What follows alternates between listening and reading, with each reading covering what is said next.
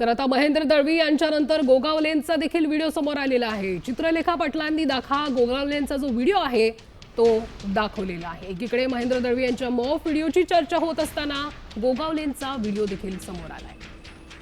चित्रलेखा पाटलांनी गोगावलेंचा हा व्हिडिओ दाखवलेला आहे।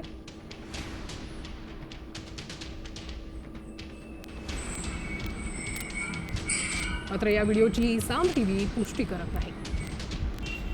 एकीकडे महेंद्र दळवी यांच्या मॉफ व्हिडिओची चर्चा होत असताना गोगावलेंचा देखील व्हिडिओ समोर आलेला आहे। चित्रलेखा पाटील यांनी हा व्हिडिओ जो आहे तो समोर आणलेला आहे।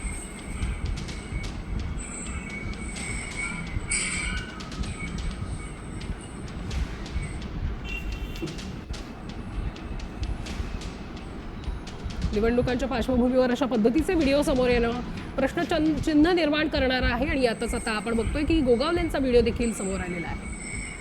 ही मागणी आहे की कालचा जो व्हिडिओ सगळ्यांनी पाहिला कॅश सोबत महेंद्र दळवींचा, त्याच्यावर शासनाने, केंद्र आणि राज्य शासनाने, सीबीआय, ईडी आणि सगळ्या अँटी करप्शन ब्युरो, सगळ्या एजन्सीज कडनं सखोल त्याची चौकशी केली पाहिजे। ही आमची प्रमुख मागणी आहे। ते व्हिडिओ खरा खोटा वेगळी गोष्ट आहे, पण सखोल चौकशी तर नक्कीच झाली पाहिजे। आणि हे बघतात ना, आमची पार्श्वभूमी काय, ही यांची पार्श्वभूमी। सगळ्यात जास्त महाराष्ट्रात गुन्हे असलेला कोणी आमदार असतील तर हे घरगुती हिंसाचारापासून यांच्यावर या ठिकाणी गुन्हे दाखल आहेत।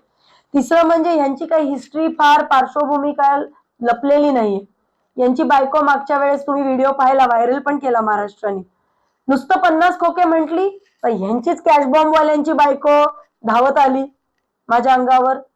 एका ठाकूर बांधवाच्या शिक्षण अधिकाऱ्यांना मारहाण सुद्धा या मंडळींनी केलेली आहे, ह्याचे सुद्धा व्हिडिओचे पुरावे। आज तुम्हाला अजून एक खळबळजनक पुरावा मी दाखवते। हे बघा, भरत शेठ गोगावले, कॅश बॉम्ब नंबर 2। हे चीटर आमदार आहेत, हे जनतेची कशी फसवणूक करतात हे टोटल कंटिन्यू सुनील तटकरे साहेब, अनिकेत तटकरे साहेब आपल्याला सांगतातच आहेत। काहीतरी